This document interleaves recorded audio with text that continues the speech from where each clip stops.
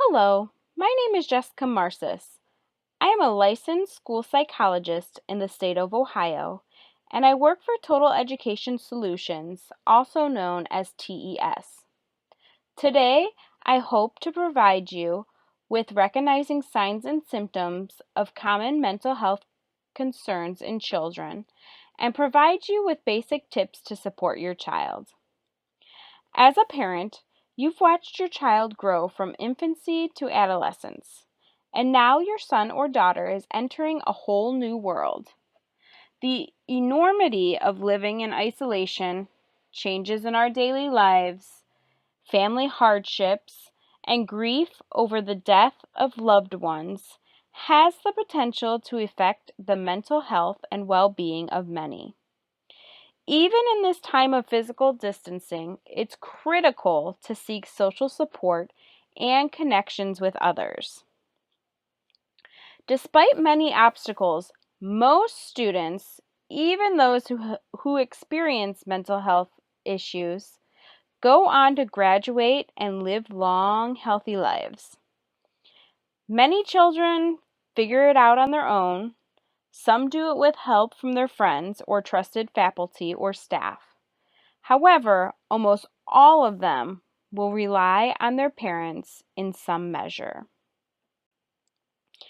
In order to help, parents first have to know whether something is wrong and identify problems that deserve attention, which can be tricky. That's because change can often be the first sign of a problem, and our world today is all about change. Your kid will learn new things, challenge your beliefs and or routines, go through cosmetic changes, and likely have a significant transition or reaction to working from home in some capacity. It's normal for children to feel sad during this time, crying sometimes because they miss their friends or because sporting and musical productions were canceled. While many scenarios may be uncomfortable, these changes are nothing to worry about. However, some changes can signal real trouble. Trying to tell the difference between what expected behaviors are and what might be the sign of a mental health condition is always tricky.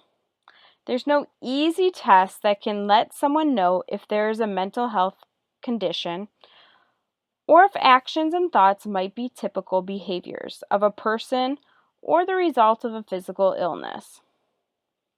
Check in with your child often to discuss how they're feeling and managing, and watch for signs of mental health struggles. Keep in mind that these signs are not the same for everyone. Different people show different signs, and when trying to deal with mental health challenges. Each condition has its own set of symptoms, but some common signs of mental health conditions in adults and adolescents can include the following. First, you may notice changes in daily life-sustaining functions, such as eating or sleeping much more or less than usual. Look for misuse of alcohol and drugs, even those that have been prescribed. If you cannot observe these directly, look for signs such as fatigue, difficulty concentrating, or irritability. Also, take notes of changes in social behaviors, such as not talking as frequently or as openly with you, having problems making or keeping friends, having problems connecting with family, not attending classes, getting poor grades, or having other academic problems, posting concerning things to social media, and talking about leaving and not coming home. The following behavioral signs could indicate your child may be having difficulty with thoughts or feelings. Showing a lack of interest or pleasure in things that used to be exciting or engaging. Frequently talking about being sad, nervous, afraid, angry, or lonely.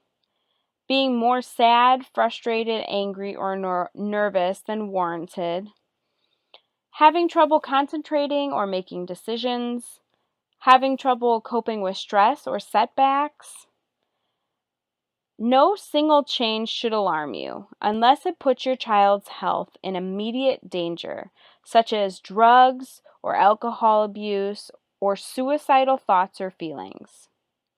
Instead, be on the lookout for combinations of factors occurring over the course of a week or two. The more of them you see, the more concerned that you should be. The following slides will list some of the most common mental health concerns with symptoms to look out for in the upcoming months. Signs of anxiety may include persistent worry or feeling overwhelmed by emotions, excessive worry about a number of concerns such as health problems or finances, leaving the house, and a general sense that something bad is going to happen.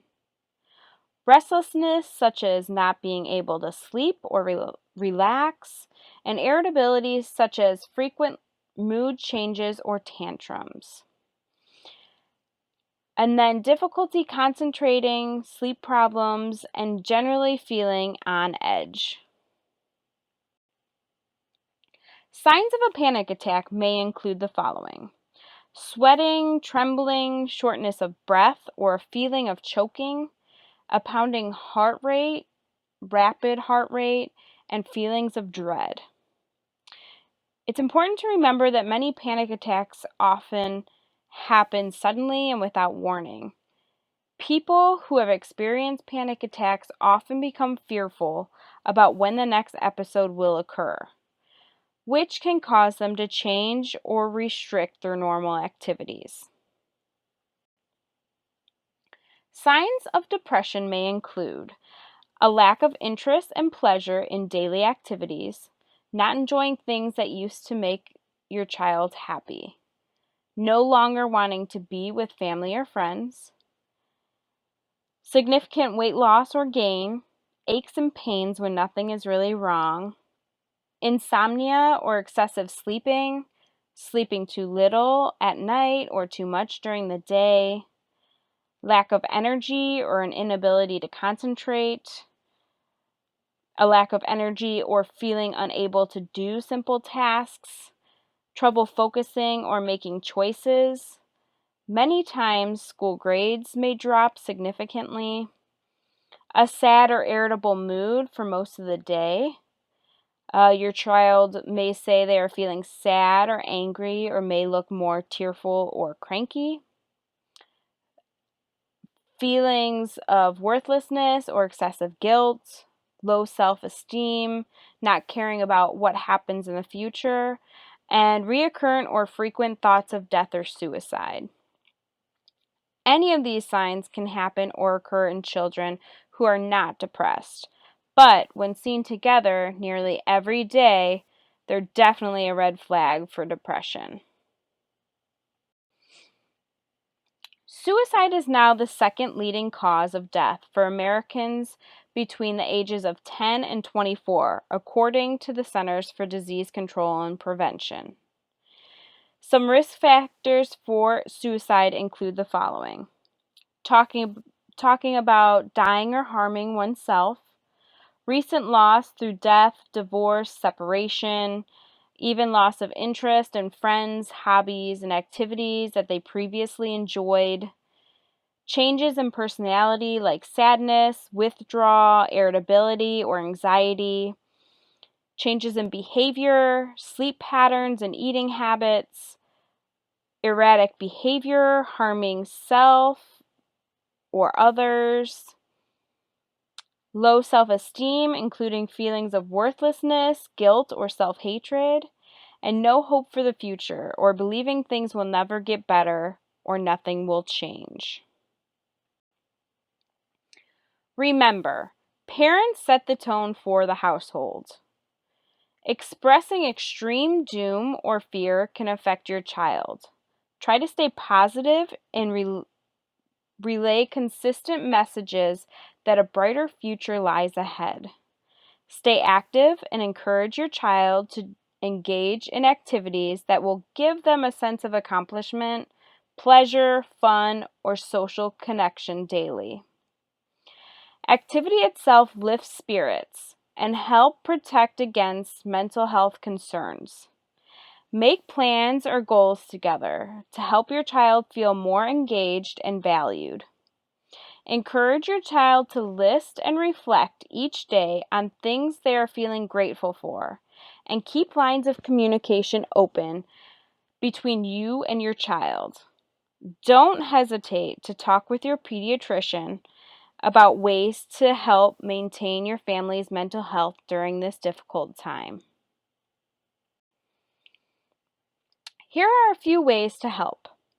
We're all feeling some big emotions right now as the whole world battles the COVID-19 virus. Adults and children alike are feeling uncertain, anxious, lonely, and scared. This is the time to practice self-care skills. As parents and caregivers, we can help kids develop strong self-care skills to help them weather adversity and cheer themselves on. Here are some tips to help your child develop self-care skills to recognize and manage their emotions. Teach your child to identify emotions. Learning to notice, identify, and soothe their own emotions begins in childhood, but your child will continue to develop these skills throughout their lives. Emotions can be overwhelming to all of us. Young children in particular can struggle to understand surges in emotion and physical sensations that go with them, like butterflies in their tummies or feeling shaky. They rely on you to help them figure out what the feelings mean and to name them. Get curious with your child about what they are feeling. You can ask them what is happening inside their body and if they can name the emotion they are feeling. You can also support them by describing what you see and guessing what the emotion might be that they are feeling. For example, I see that your face is red and your hands are in fists. When I do those actions, I'm often feeling angry. Do you think that's how you're feeling? Teach self-validation. Along with learning to recognize and identify emotions, it's important for children to learn that emotions aren't right or wrong. They just are. No matter how big or painful an emotion is, it is a safe and acceptable experience. You can help children by noticing and validating their emotions. For example, you can say, "It's hard that we all have to stay home to beat the virus. That means you can't see your friends. I can see why you're feeling sad." When children learn to validate their own feelings, it allows them to reduce the intensity of an emotion they are feeling in the moment, and it builds confidence in their ability to manage their emotions. Teach self-soothing. Help your child to discover which activities or experiences help them calm down or feel better. What helps a child feel better will depend on the situation and on the child's preferences, so explore a lot of different activities. Some kids will find that soothing their senses with music, a hot bath, looking at clouds, or snuggling with a favorite lovey might help. Others might find a project like building a fort or putting on a puppet show is a good distraction. Finding out what helps you self-soothe is an important skill that's fun to develop. Help your child collect some of their favorite soothing objects to create an easy-to-grab coping kit or self-soothing kit. It can also be helpful and fun to sit down with your child in a calming moment and collaboratively make a list of some of their favorite self-soothing activities. Having a list ready to go before your child starts to struggle can help take the pressure off of both of you in a difficult moment. Teach helpful self-talk. Learning to recognize how we talk to ourselves is another important life skill. Helping your child understand how powerful their inner voice can be is the first step in teaching them to use positive self-talk. When we talk to ourselves in a negative way, we often feel worse and are less likely to persist or persevere in a challenging situation. Then we feel badly that we've not done well or quit. Help your child notice when he or she puts themselves down and how that makes them feel. Once they are aware that their inner voice can affect their feelings, then work on helping them come up with the positive phrases to use in challenging situations. For example, instead of saying, "I can't do this," rephrase to, "I can't do this yet, but if I keep trying, I'll get better."